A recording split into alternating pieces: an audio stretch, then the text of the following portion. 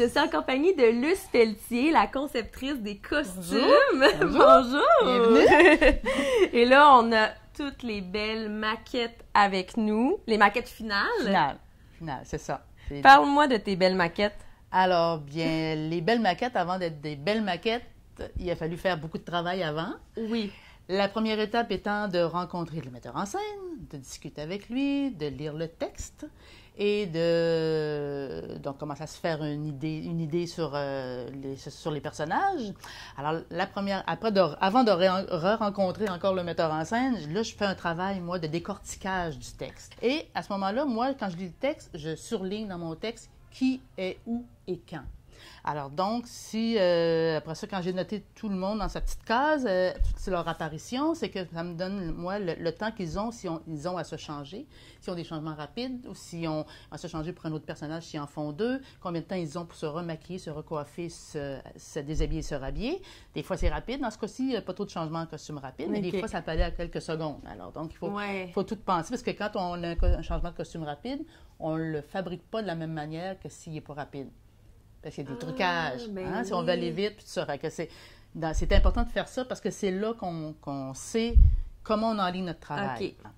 À la suite de ça, quand ça c'est fait, je rencontre de nouveau le metteur en scène et là, il va me préciser des choses, sa vision, parce qu'en principe, le metteur en scène, c'est le chef d'orchestre. Parce que Louis Morin, le metteur en scène, justement, il a probablement dû te dire des choses qu'il s'imaginait au départ. Lui, il est sur le projet depuis le début. Alors, moi, quand j'arrive, tout est déjà en marche et puis donc, lui, il a déjà une idée. Évidemment, ce qui est chouette de Louis, c'est que c'est quelqu'un qui laisse la place au concepteur. Okay. C'est bien, c'est un vrai metteur en scène. Il alimente juste assez, mais il donne pas trop. Alors ça veut dire que toi, tu peux en apporter des choses. Fait que le travail d'équipe qui est important, là, c'est là que les plus belles choses sortent. Quand tu as chacun ta place, en même temps, tu alimentes, en même temps, c'est un travail d'équipe. C'est ça, tout le monde, tous les participants du spectacle, c'est à ça que ça sert. On va tous vers le même but. Promets de ne pas choisir la noirceur depuis ta fenêtre, pas avant d'être à moi. Regarde-moi,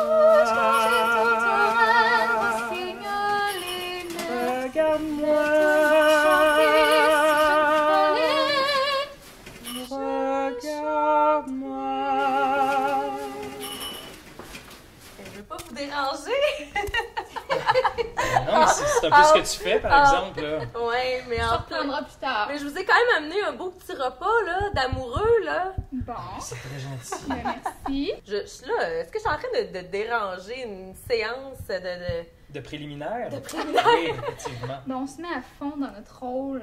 On y va pas, là, avec le dos de la cuillère. De la main morte. C'est ça, vous louez une suite au manoir Victoria, oui, puis on y allez à fond, on était lousse un peu, puis comme moi et Andréane, on s'entend bien, on s'est dit, tiens, pourquoi pas... On va explorer. On est dans les tout premiers balbutiements de notre histoire d'amour fictive. Voilà. Ah, voilà. Mais parle-moi-en, justement, de ton personnage, là.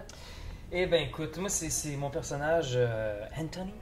OK. C'est l'amoureux, hein? C'est le gars plein d'espoir, c'est le conquérant, Lui, il a fait le tour du monde, puis il pense avoir tout vu ce qu'il va avoir, jusqu'à temps qu'il rencontre Johanna, qui pour lui est la merveille ultime qui peut vivre sur cette terre. Et bon, lui... Avec raison. Ben, regardez-là, tu sais. Fait que, non, lui, il a un but, c'est de conquérir Johanna, de l'avoir, puis de s'enfuir avec elle. Puis, en fait, je veux pas vendre de punch, là. Mais Johanna et Anthony, c'est pas mal les deux personnages qui réussissent ce qu'ils ont à faire dans la pièce. C'est eux qui vont vraiment au bout mais là, on sait pas, là. De leur plan. Il va y avoir beaucoup d'enjeux. Mais peut-être que non. Puis parle-moi de ton personnage, Johanna. Anthony est amoureux d'elle. Oui, en fait, c'est l'ingénu qui demande à découvrir le monde, finalement. T'es dure avec toi-même. Oui, elle est dure avec elle-même. Ingénue. C'est une ingénue, oui, mais en quelque sorte. Ouais. À cause de son éducation, elle n'a pas eu la chance là, de découvrir la vie, finalement. Fait qu'elle demande juste ça. À découvrir l'amour aussi qu'elle trouve. Alors ça, c'est un gros plus pour Johanna. Mm-hmm. Mais elle découvrira la vie également. Ah! Mais elle est juste sur le point de le faire. OK. Elle découvrira la vie, mais peut-être. Ce qu'on ne sait pas, c'est que quand l'histoire finit, ça peut aussi sombrer dans la même lourdeur que le reste de l'histoire. On ne sait jamais. On ne sait pas la suite de C'est l'histoire. ça, parce qu'en fait, nos deux On pourrait personnages. l'écrire. On pourrait On pourrait écrire la Une suite. suite. le c'est sequel. On va se mettre là-dessus, justement. Là, j'ai loué une petite auberge, Bon, massage, spa, on se fait ça. Puis, Vu que les chœurs, souvent, il y a beaucoup de personnes qui chantent en même temps, et exagérer la prononciation pour qu'on comprenne les mots. Hein. Parce que souvent, c'est le même problème qui arrive en opéra, c'est qu'on ne comprend pas. Les sons sont super beaux, mais on ne comprend pas le texte que vous portez, puis c'est dommage parce que on a tellement travaillé là-dessus, puis ça sous-tend en fait la narration du spectacle. C'est ça. Donc, C'est de la consonne, c'est le prono. C'est de la consonne. Soyez beaucoup sur la consonne. Soyez Pourquoi beaucoup sur la consonne.